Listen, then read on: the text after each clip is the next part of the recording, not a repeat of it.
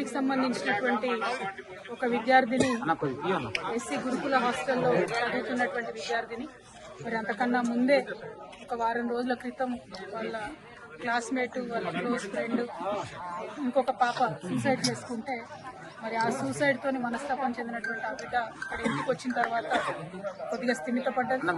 మళ్ళీ వెంటనే అధికారులు ఎగ్జామ్స్ ఉన్నాయి, మళ్ళీ మీరు రావాలి స్కూల్కి అనగానే మనాది పెట్టుకున్నటువంటి ఆ పాప మరి ఇక్కడ ఇంటి దగ్గరే సూసైడ్ చేసుకొని చనిపోవడం జరిగింది. చాలా బాధాకరం.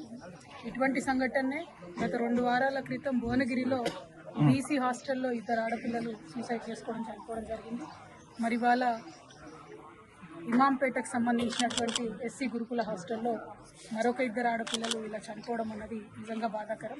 ప్రభుత్వాన్ని చేతులు జోడించి విజ్ఞప్తి చేస్తూ ఉన్నాం, కొంచెం రివ్యూ చేయండి ఏం జరుగుతుంది. 10th క్లాస్ పిల్లలు మరి ముఖ్యంగా ఎగ్జామ్స్ టెన్షన్లో ఉన్నారా, ఎందుకు ఇట్లా జరుగుతుందనే విషయాన్ని దయచేసి ఆలోచన చేయండి. లక్షలాది మంది పిల్లల్ని గురుకులాలు పెట్టి మనం ఇలా గురుకులాల్లోకి తీసుకొచ్చినాం. మరి ఇట్లాంటి సంఘటనలు వరుసగా జరుగుతూ ఉంటే మరీ ముఖ్యంగా ఆడపిల్లలు చాలా సెన్సిటివ్గా ఉంటారు కాబట్టి వారు ప్రాణాలు తీసుకునే స్థాయికి వారిని మనం ఎందుకు ప్రెషర్ చేస్తూ ఉన్నాం. మరి గురుకులాల్లో ఏదైనా సిలబస్ బాగాలేదా, లేకపోతే కౌన్సిలర్స్ సంఖ్య తక్కువ ఉందా, లేకపోతే ఇంకేమైనా సౌకర్యాల వల్ల ఇబ్బంది ఉందా, ఇంకేదైనా రకమైన ఒత్తిడి ఉందా. దయచేసి ప్రభుత్వం ఇప్పుడు విద్యాశాఖకు సంబంధించి ప్రస్తుతం మంత్రివర్యులు లేరు కాబట్టి గౌరవ ముఖ్యమంత్రి వర్యులు ఒక్కసారి రివ్యూ చేసుకుంటే బాగుంటుందేమో. ఆడపిల్లల అంశం సెన్సిటివ్ అంశం, పైగా ఇప్పుడు ఎగ్జామ్స్ వచ్చేటటువంటి టైం కాబట్టి అన్ని సోషల్ వెల్ఫేర్ హాస్టల్స్ కూడా ఒకసారి రివ్యూ చేసుకొని కౌన్సిలర్స్ని పటిష్టంగా పెట్టి పరీక్షల్లో అత్యధిక ఉత్తీర్ణత శాతం సాధించే విధంగా విద్యార్థుల మీద ఉన్న మానసిక ఒత్తిడిని తొలగించే విధంగా ఉండాలని చెప్పి కోరుతా ఉన్నాను. అదేవిధంగా బర్కచర్ల గ్రామస్తులందరికీ కూడా తెలియజేస్తూ ఉన్నాము, మరి ఈ బిడ్డ కుటుంబానికి టీఆర్ఎస్ పార్టీ తరఫున మేమందరం కూడా అండగా నిలబడతాం, వారికి ధైర్యాన్ని ఇస్తాం. అనాథగా మిగిలిపోయినటువంటి వారి తల్లిగారికి మేమందరం కూడా మనస్ఫూర్తిగా అండగా ఉంటామని తెలియజేస్తూ వారి కుటుంబానికి బర్కచర్ల గ్రామస్తులందరికీ కూడా తీవ్ర సంతాపాన్ని తెలియజేస్తూ మరొకసారి ప్రభుత్వాన్ని రిక్వెస్ట్ చేస్తూ ఉన్నాం. ఇది డిమాండ్ కాదు, పరీక్షల సమయం, పిల్లలందరూ కూడా ఒత్తిడిలో ఉండేటటువంటి సమయం. ఆడపిల్లలు మగపిల్లలు అన్ని హాస్టళ్లలో కూడా దయచేసి కౌన్సిలర్స్ సరిగ్గా ఉండే విధంగా గౌరవ ముఖ్యమంత్రి గారు తక్షణమే ఒకసారి రివ్యూ పెట్టవలసిందిగా రిక్వెస్ట్ చేస్తా ఉన్నాం. Thank you.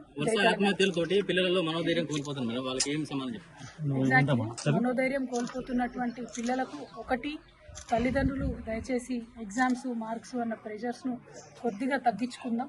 రెండవది, ప్రభుత్వం వైపు నుండి ప్రతి హాస్టల్లో కూడా కౌన్సిలర్స్ ఉండేటట్టు, టీచర్లు ఫ్రెండ్లీగా ఉండేటట్టు ఒక్కసారి ప్రభుత్వం నుంచి రివ్యూ చేసుకోగలిగితే సరిపోతుంది. మరీ ముఖ్యంగా పరీక్ష సమయం కాబట్టి టైంకి ఫుడ్ అందుతుందా, క్వాలిటీ ఫుడ్ అందుతుందా, ఇవన్నీ కూడా ముఖ్యమైనటువంటి అంశాలు కాబట్టి మరి ఇప్పుడు విద్యాశాఖకు మంత్రివర్యులు లేరు కాబట్టి డైరెక్ట్గా ముఖ్యమంత్రి గారి కిందనే ఉంది కాబట్టి గౌరవనీయులు రేవంత్ రెడ్డి గారిని మేము ఆడపిల్లల తరఫున చేతులు జోడించి విజ్ఞప్తి చేస్తూ ఉన్నాం. ఒక్కసారి ఈ డిపార్ట్మెంట్ని మీరు రివ్యూ చేయండి, రివ్యూ చేసి పిల్లల ప్రాణాలు కాపాడండి. ఎందుకంటే పరీక్షలు తొందరలో వస్తాయి, మార్చి ఏప్రిల్ మే అన్నీ కూడా రకరకాల పరీక్షలు ఉంటాయి కాబట్టి గురుకుల హాస్టల్లో ఉన్నటువంటి పిల్లల మీద ప్రత్యేక శ్రద్ధ పెట్టవలసిందే కోరుతాము. కొన్ని అనుమానాలు వ్యక్తం చేసేవాడు చనిపోయి 10 రోజులు అవుతుంది, ఇప్పటివరకు కూడా ఏం కంక్లూజన్ తీసుకురాలేదు పోలీసు వాళ్ళు. ఇక్కడ అదే జరిగింది బ్రదర్, ఇప్పుడు వైష్ణవి పాపం వృత్తిలో కూడా అదే జరిగింది. పేర్లు చెప్పడం ఇష్టం లేక నేను పేర్లు చెప్తలేను. ఇక్కడ చనిపోయినటువంటి ఎస్సీ హాస్టల్లో ఊరేసుకొని చనిపోయినటువంటి పాప పరిస్థితి అట్లానే ఉంది. అంతకుముందు బీసీ హాస్టల్లో 2 పిల్లలు ఒకేసారి ఊరేసుకొని మృతి చెందినారు భువనగిరిలో, అక్కడ కూడా అదే ఉంది. ఇన్వెస్టిగేషన్ అన్నది ఎందుకో ముందుకు పోతలేదు, శ్రద్ధ పెట్టవలసిందిగా మాత్రం ఇన్వెస్టిగేషన్. మంచిగా స్నానం చేసి ఉండని చెప్పిన స్నానం చేస్తే మేము బాత్రూంలో కూడా బట్టలు వేసుకుని మేడం నా బిడ్డ నేను వచ్చే కళ్ళు అంత పని చేసిద్దా నేను అనుకోలేదమ్మా. హాస్టల్ వల్లనే అట్ట అయిందమ్మా నా బిడ్డకి. సోనన్నది అన్నా కూడా నేను పంపలేదు కానీ అప్ అండ్ డౌన్ ఒక 4 రోజులు చేసి ఎగ్జామ్ అయిపోయిందా కన్నా ఫోన్ అంటే ఫోన్ ఉన్నదమ్మా. హాస్టల్ అంటే పిల్లలందరూ భయపడ్డారు. హాస్టల్లో ఒక్క పిల్ల చచ్చిపోయిన పిల్లని కాదు, ఆ హాస్టల్ వల్లనే మొత్తం ఏమవుతుందో ఏమో తెలియదు. కానీ ఇంత కాడికి అవుతాను పెడితే పిల్లం పెడతాం మేము చూడండి అమ్మో.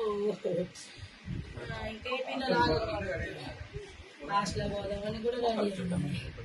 హాస్టల్ పోదాం పిల్ల మనం పోయేద్దాం మమ్మీగా రెడీ అయ్యి ఉండన్న పనికి పోయి వచ్చినంతే ఇక ఎవరు పెట్టేసుకుంది స్టోర్ వెనకాల వచ్చి నా బిడ్డ నేనే చూసుకున్నాను, నేను ఇల్లు వెళ్ళాము అంతే. తల్లి ఒక్కదాన్ని నా బిడ్డ పోయింది, నా భర్త